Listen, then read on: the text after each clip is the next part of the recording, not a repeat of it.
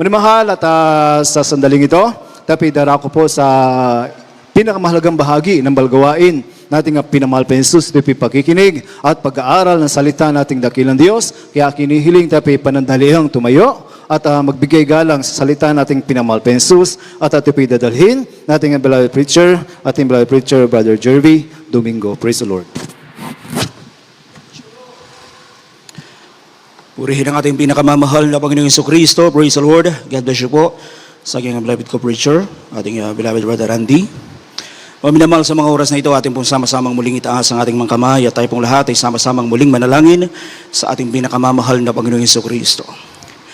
Opo, dakilang mapagpala naming Amang Diyos na makapangyarihan sa lahat, sa pangalan mo po, aming pinakamamahal na Panginoong Hesus, sa mga oras na ito, patuloy kami nagpupuri at nagpapasalamat, dakilang Diyos, sa mga naunang yugto na po ng iyong banalagawain. Salamat, mahal na Panginoon, sa iyong paglangis, higit sa lahat sa pagkilos mo sa aming kalagitnaan. Purihin ka aming pinakamamahal na Jesucristo. Maraming salamat din po, dakilang Diyos, sa mga bunga ng panalangin, mahal na Panginoon, ng aming mga magulang sa iyo, dakilang Diyos. Hallelujah. Narito po kami, mahal na Panginoon, sa huling bahagi ng iyong banalagawain, ang pag-aaral po ng iyong mga banal na salita. Bago pong lahat, minsan pa, muli po kaming humihingi ng tawad sa lahat po ng aming mga pagkukulang, pagkakamali at pagkakasala. Ano man naisip na sambit ng aming mga labi, dakilang Diyos, patawarin mo po ang bawat isa po sa amin. Pakalinisin mo po ang aming mga puso't isipan, dakilang Diyos. Lalo tigil sa ibang lingkod, sagana sa akin wala po akong magagawa. Ikaw po ang magbigay ng mga salita mo sa aking bibig, pangunahan mo po ako, dakilang Diyos. At lakipan mo po ng kapangyarihan ng mga salita mo na yung pag-aaralan sa gabi pong ito. At sa mga oras na ito, sama-sama namin sinasaway lahat ng mga uri ng hadlang nagawa ng kaaway. Cast out in the might of the Lord Jesus. Hallelujah. Praise the Lord. Praise the Lord.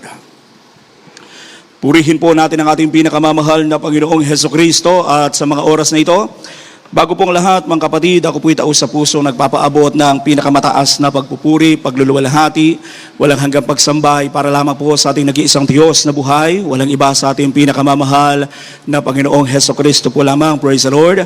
At patuloy po tayong nagbibigay ng dobleng paggalang, patuloy na pagrespeto, pag-alaala sa mga aral at itinuro ng ating mga beloved parents in the Lord.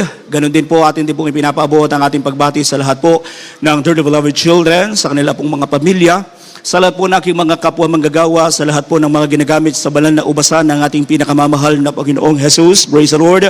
Sa inyo po mga minamahal kong mga kapatid, purihin ang ating dakilang Diyos at ganoon din po sa lahat po ng ating mga beloved live webcast viewers. At kung meron tayong mga bisita, welcome na welcome po kayo sa gawain ng ating pinakamamahal na Panginoong Jesus. Praise the Lord.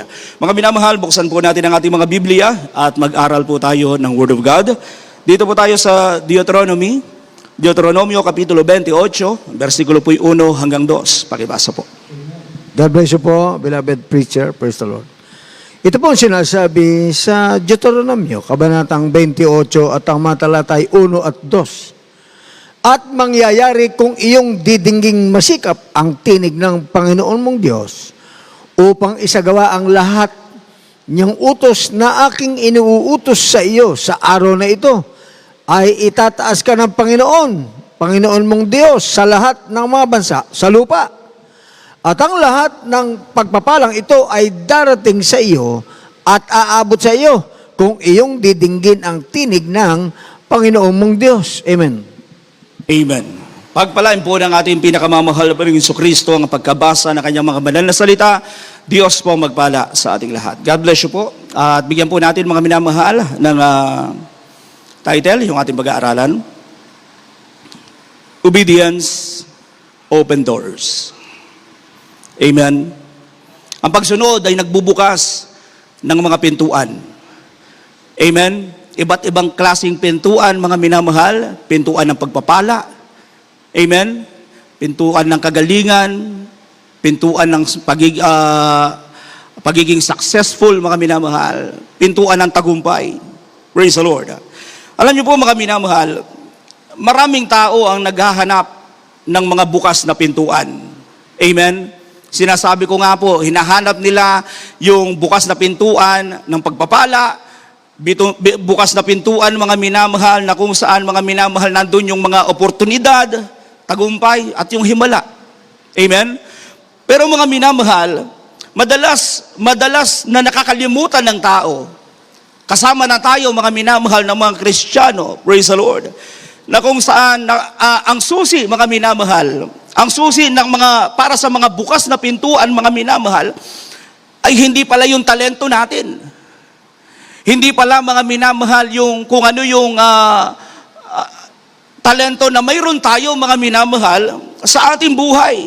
Hindi, mga minamahal, hindi yung lakas ng ating katawan, hindi na mayroon tayong malakas tayo, mga minamahal, sa ating kapwa, meron tayong connection, mga minamahal. Hallelujah. Praise the Lord. Ang susi pala para, mga minamahal, sa mga bukas na pintuan, ito yung pagsunod sa mahal na Panginoon. Amen. Praise the Lord. Hindi yung galing. Amen? Para magbukas yung pintuan, mga minamahal, ng gusto natin, mga minamahal, sa ating mga panalangin na magkaroon tayo, mabigyan ng katuparan yung ating mga panalangin.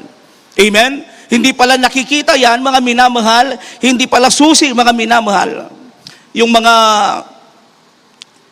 kung meron tayong mga minamahal, pinagkakatiwalaang mga tao, hallelujah, meron tayong mga koneksyon, mga minamahal. Hindi yan pala, mga minamahal, para magbukas ang mga pintuan, mga minamahal, mula sa ating dakilang Diyos. Amen? Alam niyo po, ang pagsunod, mga minamahal, nagdadala sa atin ito, mga minamahal, sa lugar na kung saan, mga minamahal, nandun yung pabor. Amen? Yung pabor na kung saan kapag nanalangin ka sa mahal na Panginoon, sumasagot ang mahal na Panginoon. Amen? Nandun din, mga minamahal, na kung saan, mga minamahal, nandun yung pagpapala, nandun yung katuparan ng ating mga panalangin, nandun yung tagumpay, mga minamahal, nandun sa kalooban ng ating pinakamamahal na Jesucristo. Praise the Lord. Palakpakan natin ng malakas ang ating pinakamamahal na Jesucristo. Amen? Makita natin, mga minamahal, unang-una, ang pagsunod pala ay nagbubukas ng pintuan ng pagpapala.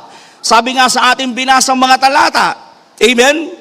Na kung saan, mga minamahal, yung Deuteronomy chapter 28 verse 1 and 2, makikita natin yan, mga minamahal, yung pagpapala may kalakip na pagsunod.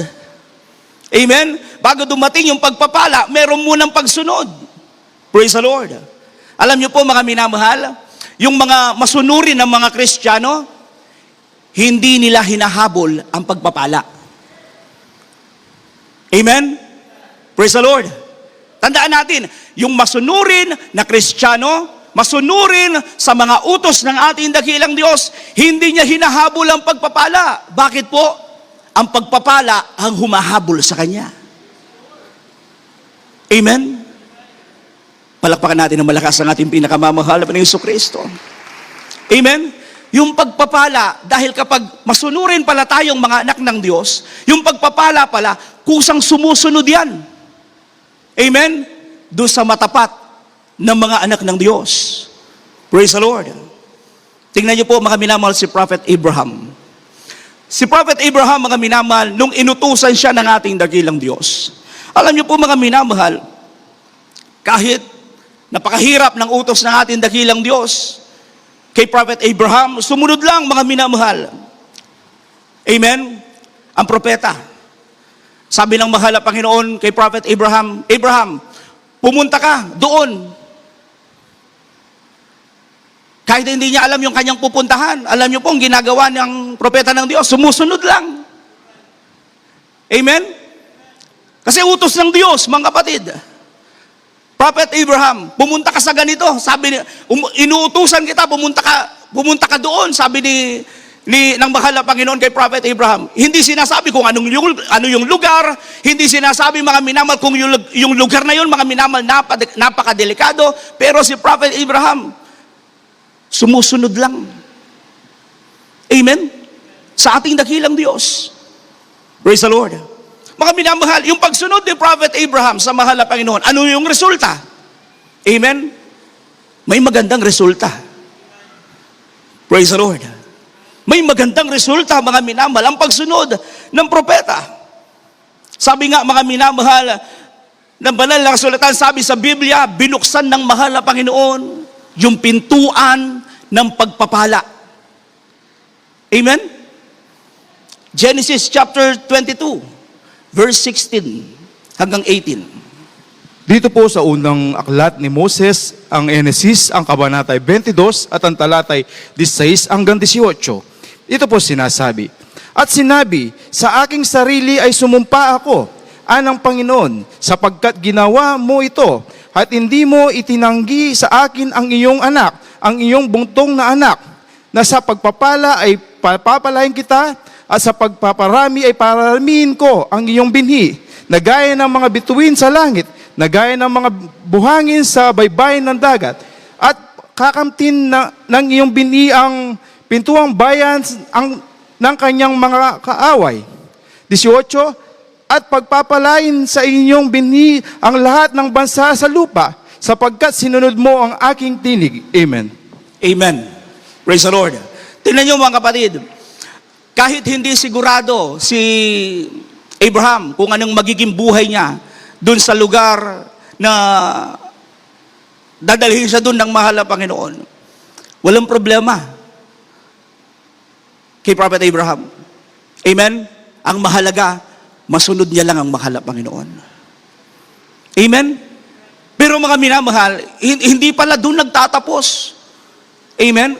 May resulta pala. May bunga pala yung pagsunod. Praise the Lord. Anong sabi mga minamahal ng verse 18? At pagpapalain sa iyong binhi ang lahat ng bansa sa lupa, sapagkat sinunod mo ang aking tinig. Amen? Hindi lang mga minamahal si Prophet Abraham ang pinagpala, kundi mga minamahal, bawat bansa, sabi nga, amen, nagbukas yung pangako ng Diyos, mga minamahal, nagbukas yung pagpapala ng mahal na Panginoon. Samantalang mga minamahal, dapat ang Israelites lang, mga minamahal, ang tunay na mga pinagpala. Amen? Pero salamat sa Diyos, dahil sa mahal na Panginoon. Dahil may mga matatapat na naglilingkod sa mahal na Panginoon. Praise the Lord. Nadamay tayo sa mga pagpapala. Nadamay tayo doon sa pangako na napakaganda ng ating dakilang Diyos. Amen. Pangalawa, mga minamahal, ang pagsunod ay nagbubukas ng pintuan ng himala. Amen. Na kung saan, mga minamahal, sabi nga ng John chapter 2, verse 5. Pakibasa po. Dito po sa Aklat ng Juan, Kapitulo 2, versikulo 5. Ito po ang sinasabing, sinabi ng kanyang ina sa mga lila, gawin ninyo ang anumang inyong, sa inyo'y kanyang sabihin. Amen. Amen. Habang mga minamahal ang ating dakilang Diyos, ang ating pinakamamahal na Panginoong Jesucristo, nasa Kana, na kung saan mga minamahal, nandun, invited siya, inimbitahan siya mga minamahal sa kasalan. Alam niyo po mga minamahal, diyan sa lugar na yan, diyan nag-umpisa yung unang himala ng mahal na Panginoon. Amen? Nagsimula sa simpleng pagsunod. Praise the Lord.